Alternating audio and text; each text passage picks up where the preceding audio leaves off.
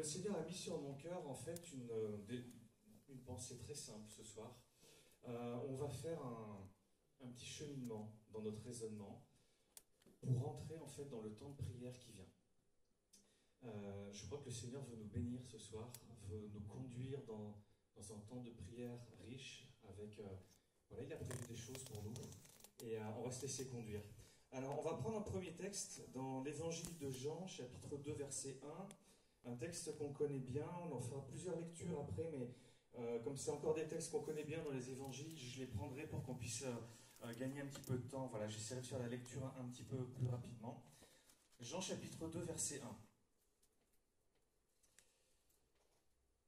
3 jours après, il y eut des noces à Cana en Galilée. La mère de Jésus était là. Jésus fut aussi invité aux noces ainsi que ses disciples. Comme le vin venait à manquer, la mère de Jésus lui dit, ils n'ont pas de vin. Jésus lui dit, femme, qu'y a-t-il entre toi et moi? Mon heure n'est pas encore venue. Sa mère dit au serviteur, faites tout ce qu'il vous dira. Il y avait là 6 jarres de pierre destinées aux purifications des Juifs, et contenant chacune 2 ou 3 mesures. Jésus leur dit, remplissez d'eau ces jarres, et ils les remplirent jusqu'en haut.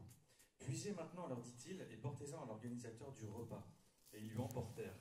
L'organisateur du repas goûta l'eau changée en vin. Il ne savait pas d'où venait ce vin, tandis que les serviteurs qui avaient puisé l'eau le savaient. Il appela l'époux et lui dit, tout homme sert d'abord le bon vin, puis le moins bon après qu'on s'est enivré. Toi, tu as gardé le bon vin jusqu'à présent. Tel fut à Cana en Galilée le commencement des miracles que fit Jésus. Il manifesta sa gloire et ses disciples crurent en lui. Amen. Amen. Voilà, c'est un texte qu'on connaît bien, un texte qui est un peu étonnant parfois, enfin moi qui m'étonne un petit peu parce que je me dis finalement c'est le premier miracle de Jésus. Le premier miracle de Jésus. Et on aurait pu s'attendre à une guérison, à quelque chose, peut-être à un aveugle qui recouvre la vue, peut-être à la résurrection d'un mort, peut-être, enfin quelque chose de particulier, peut-être quelque chose de vraiment marquant. Pourtant non, Jésus a choisi de changer de l'eau en vin. Il y a 2 points, je voudrais qu'on prenne 2 points dans ce premier texte ce soir. Il y en a un qui me plaît tout particulièrement, ça va être le premier. L'évangéliste nous dit, il y avait là 6 jarres de pierre. Ça pourrait être un petit peu étonnant quand même de se dire, mais pourquoi un tel détail? Pourquoi relever un tel détail? Pourquoi une telle précision? Peut-être que Jean n'en avait même pas l'idée quand il a écrit son texte. Bien sûr, il écrit sous l'inspiration du Saint-Esprit, c'est évident, mais voilà, peut-être qu'il a juste posé le contexte, le décor. Après tout, il raconte une histoire, il raconte ce qu'il a vu. Pourquoi 6 jarres de pierre? Moi, c'est toujours quelque chose qui m'a énormément plu et énormément touché, parce qu'en fait, on ne peut pas dater, c'est marrant, on parlait de ça à midi avec Lydie, mais on ne peut pas dater la naissance de Jésus, on ne sait pas vraiment à quel moment il est né. On ne sait pas vraiment à quel moment il a commencé son ministère. Luc nous dit qu'il avait à peu près 30 ans. On ne sait pas vraiment à quelle date il est mort. Ça, on ne sait pas le faire. Il y a certainement une part de mystère qui est voulu, qui est restée, des choses qui sont encore cachées devant nos yeux. Mais par contre, on peut vraiment dater des choses dans l'histoire. Ça, il n'y a pas de problème là-dessus. Jésus avait parlé de certaines choses. Il avait parlé de la destruction du temple. Il avait parlé de la destruction de Jérusalem. C'est à la fois une prophétie et c'est à la fois une apocalypse. Je ne sais pas si tu sais, en général on dit qu'on estime qu'il y a 3 apocalypses dans la Bible. Et bien sûr, il y a le livre de l'Apocalypse, il y a le livre de Daniel, qu'on considère comme une apocalypse, et il y a les discours apocalyptiques de Jésus. Et lorsque Jésus annonce la destruction de Jérusalem, il y a ce côté apocalyptique, bien sûr, de choses qui vont se produire plus tard, peut-être de notre temps, sait-on jamais. Mais il y a aussi ce côté prophétique, où Jésus annonce un fait historique qui va se produire, et la plupart de ses auditeurs vont le voir de leurs yeux. La destruction de Jérusalem va se produire en 70, donc c'est peu de temps après la mort de Jésus finalement. En 66, il y a qu'il y a une première révolte zélote, et qui va conduire comme l'avait dit Jésus, les troupes romaines à envahir Jérusalem. Et là, on se souvient de toutes les paroles de Jésus. Souvenez-vous, vous verrez les armées en ordre hein, dans Jérusalem, sa destruction est proche. Et Jésus avait prophétisé tout ça, et c'est arrivé en 70, le général Titus et ses troupes ont rasé le temple, rasé la ville de Jérusalem, et voilà qu'il n'y a plus rien. On a voulu nous faire croire pendant un certain temps que les évangiles, c'est des textes un peu mythiques qui ont été écrits loin après Jésus, où en fait les premières communautés chrétiennes ont voulu un petit peu nous faire part de leur foi et nous raconter leur vision de Jésus, pas d'un Jésus historique, mais du Jésus que eux voudraient croire. C'est ce qu'on a essayé de nous faire croire. Sauf que voilà, souvent, même toujours, je dirais, quand on veut s'en prendre à la parole de Dieu avec des arguments aussi pauvres, on finit bien souvent par se casser les dents. Et en fait, ils ont cru pouvoir annoncer ce genre de choses et nous faire croire que les évangiles, c'était pas du sérieux, c'était un mythe. Sauf que voilà, il y a un petit problème par rapport à ce texte. C'est que à partir du moment où le temple a été détruit, autour du temple, il y avait, un peu comme on le fait nous-mêmes, hein, autour d'un stade de foot, il y a des food trucks, il y a des McDo, il y a des boutiques souvenirs, tout ce que vous voulez. Bon, les Juifs de cette époque-là faisaient un peu la même chose, ils faisaient aussi du commerce. Et il y avait autour notamment du temple en particulier des artisans qui fabriquaient et qui vendaient des jarres de pierre pour que les Juifs puissent les utiliser comme nous le dit l'évangéliste dans ce texte. Sauf que voilà, il y a un problème. À partir de la destruction de Jérusalem, tout cet artisanat, si j'ose dire, a été complètement perdu. Parce que c'est vrai que des jarres de pierre, c'est pas super pratique à fabriquer. Et en fait, ça s'est complètement perdu et ça n'existe plus. Alors comment se fait-il que quelqu'un qui aurait vécu un certain temps après Jésus soit capable de raconter quelque chose qui n'existe plus de son temps? Tout simplement parce qu'il l'a vu avec ses yeux, parce que Jean est un témoin oculaire des miracles de Jésus, des paroles de Jésus. Donc Jean est un témoin absolument fiable de ce qu'il dit, de ce qu'il a écrit et de ce qu'il nous rapporte. Et vraiment, je trouve cette petite précision que le Seigneur vient insérer dans ce texte, moi ça me fait du bien. Parce que ça démontre vraiment la vérité du texte, l'authenticité du texte biblique. Il y a une deuxième petite chose, un deuxième point que je voudrais qu'on puisse voir rapidement ce soir. Il manifesta sa gloire et ses disciples crurent en lui. Il manifesta sa gloire. En fait, au travers de ce premier miracle, Jésus commence à démontrer qui il est. Alors bien sûr, il va dire à sa mère, il va lui dire « Qu'y a-t-il entre toi et moi? Mon heure n'est pas encore venue. » C'est peut-être tout simplement un élément de réponse à la question que je me posais tout à l'heure. Pourquoi Jésus n'a pas commencé par la résurrection d'un mort ou par une guérison retentissante? Je ne vais pas dire que c'est un petit miracle bas de gamme, c'est pas vrai. Hein. C'est pas comme ça que je veux le dire, mais peut-être que ça nous touche un peu moins. Mais peut-être que Jésus voulait faire les choses en son temps. Il commence à expliquer qui il est. Et il commence à révéler autour de lui. Et il commence à dire à ses disciples, regardez ce que je dis, ce que je fais. Et il commence à révéler sa nature divine, sa messianité. Parce qu'en fait, je ne sais pas si certains d'entre vous s'en rappellent, on avait parlé un petit peu du miracle ensemble.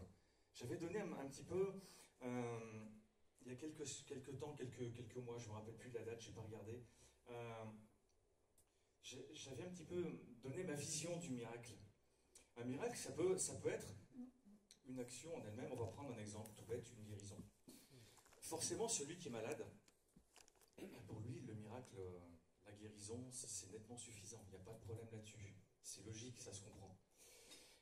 Mais il me semble que ce n'est pas la finalité en soi. C'est pas ça. On se souvient de cet épisode dans les évangiles où Jésus va guérir un aveugle. Et les pharisiens, les scribes vont chercher des problèmes à cet aveugle et vont lui dire mais toi, qu'est-ce que tu dis? Comment il a fait?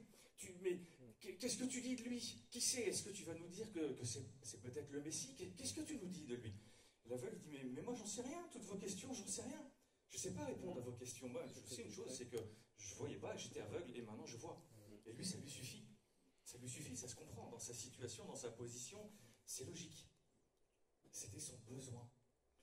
Mais je dirais que le miracle, c'est quelque chose qui va encore bien au-delà de ces choses.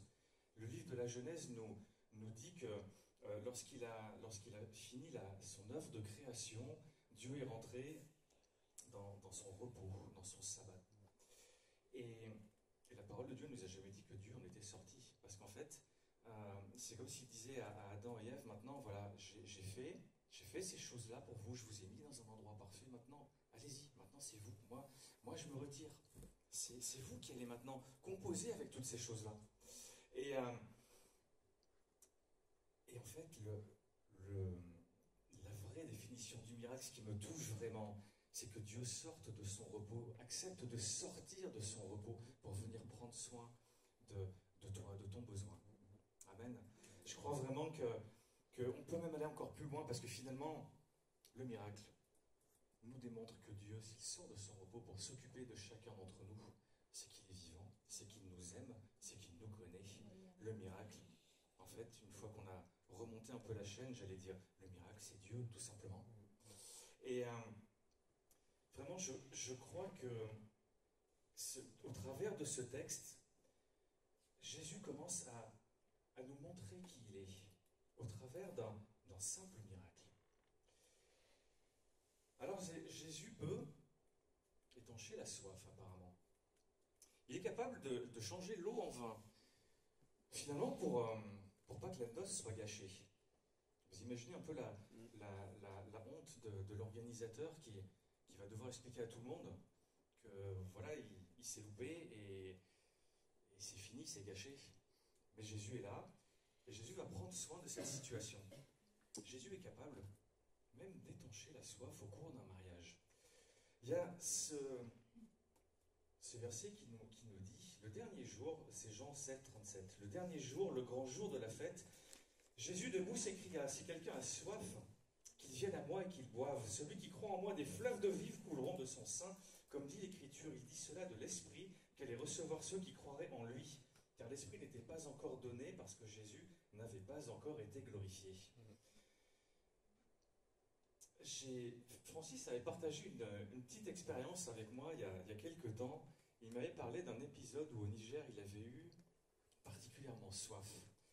Alors, c'est sûr que quand il fait 50 degrés à l'ombre, ça peut être compliqué. Moi, j'ai jamais été en Afrique, mais je me souviens je devais avoir une dizaine d'années, et à l'école, les instituteurs nous emmenaient le mardi après-midi pour faire des activités de plein air, et avec mes copains, forcément, on jouait au foot.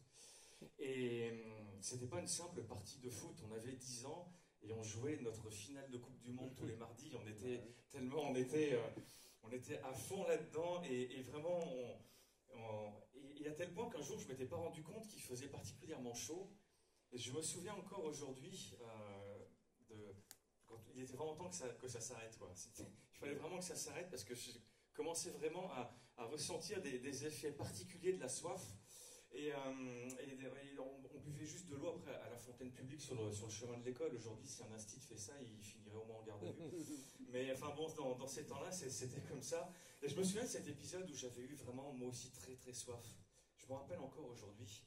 Et je me souviens aussi qu'après avoir bu une grande quantité d'eau à la fontaine, je peux vous l'assurer, il n'y a eu à aucun moment de l'eau vive qui a jailli de mon sein, qui a jailli de ma poitrine comme ça. Non, c'est pas vrai. Pourtant, c'est ce que Jésus dit. Alors, qu'est-ce qu'il nous dit, Jésus, à ce moment-là? Il nous dit quelque chose de particulier. Il nous parle d'une soif. Mais de quelle soif? Un autre évangéliste, il est digne 2 fois comme Jean aussi, celui-là. De toute façon, ils étaient ensemble. Matthieu, chapitre 15, verset 17, nous rapporte les paroles de Jésus qui dit « Mais ce qui sort de la bouche provient du cœur, et c'est ce qui rend l'homme impur. Car c'est du cœur que viennent les mauvaises pensées, meurtre, adultère, prostitution, vol, faux témoignage, blasphème, voilà ce qui souille l'homme. » En fait, il faut bien se rendre compte et bien prendre conscience que toutes les choses que nous ressentons, que nous vivons, toutes ces choses-là, en fait, elles viennent du cœur. Tout vient du cœur. Tout vient de ton cœur. Et la soif que Jésus voudrait étancher, c'est pas la soif de ta gorge, celle qui te dit « je suis en manque d'eau ». C'est la soif de ton cœur. C'est la soif de ton cœur où où Jésus voudrait se pencher dessus, ce soir, maintenant, et te dire, si tu crois, si tu écoutes les paroles dignes de foi, souviens-toi des jarres de pierre, c'est une preuve que ces paroles sont dignes de foi, et Jean avait bien ramené aussi ces mêmes paroles en disant que Jésus s'était écrié et avait dit, celui qui croit en moi, des fleuves d'eau vive couleront de son sein, comme le dit l'Écriture. Amen. Je crois vraiment qu'à partir de maintenant, qu'à partir de ce soir, on est vraiment tous appelés, tu es vraiment appelé personnellement à t'approprier les paroles de Jésus ce soir et à ne pas les mettre en doute. On n'a pas le droit de les mettre en doute. C'est pas possible. Elles ont été écrites comme ça, elles ont été données comme ça, elles ont été révélées comme ça. À nous de les prendre ce soir. Et là, Jésus particulièrement parle de l'Esprit Saint qui doit être donné, qui doit être envoyé vers ceux qui vont le réclamer, qui vont avoir soif tout simplement. Je crois que ce soir, si tu as soif dans ton cœur, tu peux peut-être pour la première fois de ta vie te mettre à parler en langue. Je crois que ce soir, si tu as soif dans ton cœur, tu peux réclamer des choses au Seigneur, non pas pour réclamer, mais pour que le Seigneur puisse agir dans ta vie. Parce que comme on l'a dit tout à l'heure, quand le Seigneur agit dans ta vie, il se révèle. Quand il se révèle, il te dit, je suis le Messie, je suis le Christ, je suis celui qui est mort à la croix pour toi, et plus encore, je suis celui qui est ressuscité. Amen. Et s'il est ressuscité, alors voilà, s'il est ressuscité, c'est la preuve que notre salut est acquis, le pardon des péchés, et le Saint-Esprit est répandu, et toutes les promesses qui sont dans la parole de Dieu, toutes les promesses des évangiles sont là devant nous. Finalement, ce soir, on n'a rien d'autre à faire que de dire, Seigneur, oui, j'ai soif, alors je viens, et je viens boire auprès de toi, boire tes paroles, boire les moments qui sont là, boire auprès de ta présence, boire tout ce que tu voudras nous donner ce soir. Amen. Je crois vraiment que le Seigneur va poser sa main ce soir sur cette réunion. Je ne vais pas être plus long. Je voudrais qu'on essaie de garder le maximum de temps pour pouvoir invoquer le nom du Seigneur ce soir et nous tenir devant lui. Je crois vraiment que si dans ton cœur en particulier, tu veux recevoir le baptême dans le Saint-Esprit ce soir, alors vas-y, demande-lui, et ne doute pas dans ton cœur, ces choses-là, elles sont là, elles sont là devant toi, elles sont là, elles sont pour nous. Amen. On va maintenant rentrer dans un temps de prière.